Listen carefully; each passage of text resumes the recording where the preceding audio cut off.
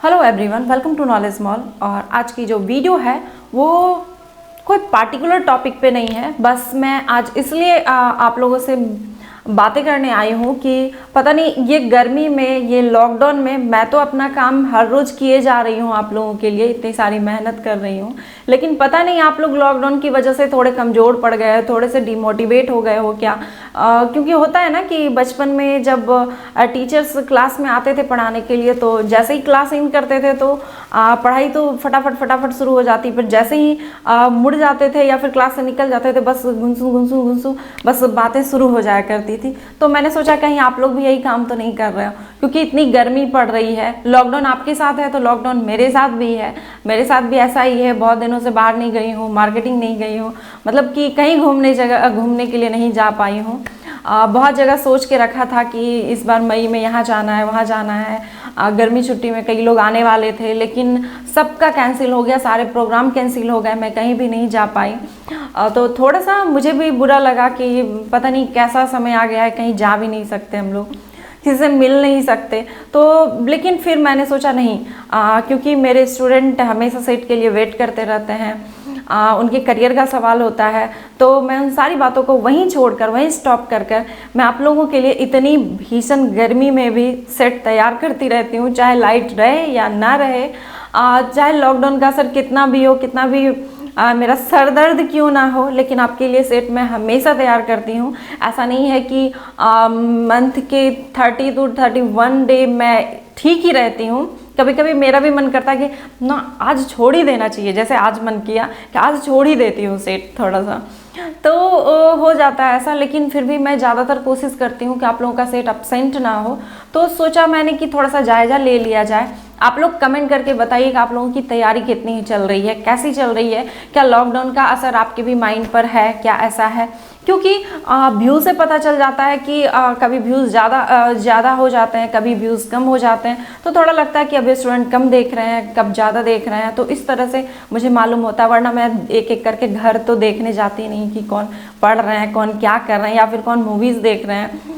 तो इस तरह से आप ही लोग कमेंट करके बताइएगा कि ऐसा क्यों हो रहा है, कि क्यों कभी वीडियो नहीं देखते या फिर क्यों सेट नहीं लगाते। क्योंकि मैं रेगुलर आपके लिए मेहनत करके सेट लाती रहती हूँ, और अगर आप लोग सेट नहीं लगाओगे तो फिर कहीं ना कहीं आपकी वजह से मैं डिमोटिवेट हो जाती हूँ कि अब सेट छोड़ ही देती हूँ 4-5 दिन के लिए। और अगर मैं छोड़ देती हूँ तो फिर आपको टेंशन होने लगती है कि सेट क्यों नहीं आ रहा है।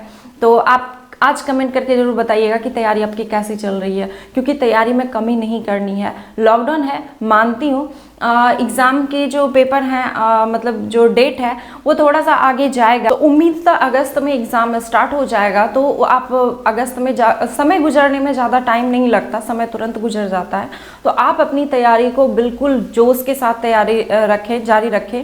क्योंकि जब जैसे होता है ना कि जैसे ही लॉकडाउन ख़त्म होगा और एग्ज़ाम का डेट आना शुरू हो जाएगा, तो थोड़ा सा एक माइंड पे प्रेशर बढ़ना स्टार्ट हो जाता है, और फिर उस समय पढ़ने का भी मन नहीं करता, दिमाग थोड़ा हौच पौच होना शुरू हो जाता है।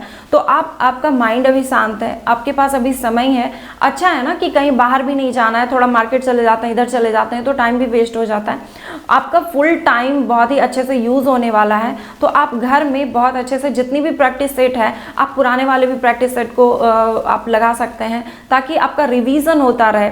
एक चीज़ें और मायने रखती है कि कितना आप पढ़ते हैं, उससे कहीं ज़्यादा मायने रखता है आप कितना रिवीजन करते हैं। अगर रिवीजन आप करते रहते हैं तो क्वेश्चंस जो है ना, आपका माइंड आपको भूलने नहीं देता। आप एग्जैक्ट आंसर, होता है बहुत बार आंसर ऐसे आ जाते हैं क्वेश्चन एग्जाम में जिनका आंसर बहुत ईजी होता है, और उस समय हमें ये लगता है कि मैं ये क्वेश्चन क्यों छोड़ रहा हूँ, मुझे क्यों नहीं याद आ रहा है, बस कंफ्यूजन में आंसर गलत करके चले आते हैं। तो ऐसे सब क्वेश्चन को क्या होता है ना, हमेशा रिवीजन करते रहिए, रिवीजन करते रहेंगे तो ये कंफ्यूजन आपको नहीं होगा। तो लॉकडाउन रहे चाहे कुछ भी रहे, अपनी पढ़ाई बहुत ही अच्छे से जारी रखिए। और CDPO और BPSC की जो तैयारी कर रहे हैं, तो उनके लिए एक और चीज़ें हैं, बहुत ही जल्द मैं इस बार मैंने कहा ना कि मैं कुछ इस बार नया ज़रूर करूँगी BPSC के लिए, तो मैं उस काम में भिड़ गई हूँ, लग गई हूँ और स्टार्ट कर दिया है मैंने वो काम करना। तो BPSC के लिए मैं सेट रेडी कर रही हूँ, 67th BPSC के लिए, और उसमें 150 क्वेश्चंस का सेट मैं तैयार कर रही हूँ अभी।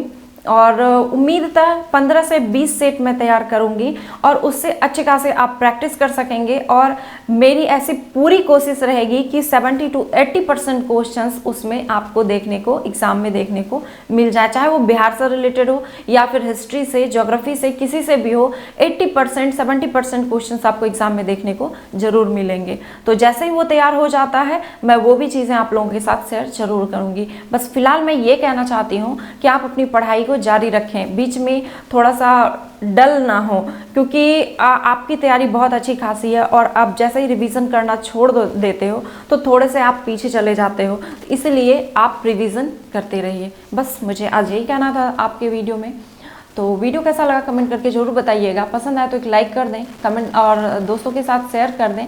और हाँ, ब्लॉग चैनल से अगर नहीं जुड़े हैं अभी तक तो हैशटैग पर क्लिक करके हमारे ब्लॉग चैनल से जुड़ सकते हैं। निशा राज ब्लॉग आप सर्च भी कर सकते हैं।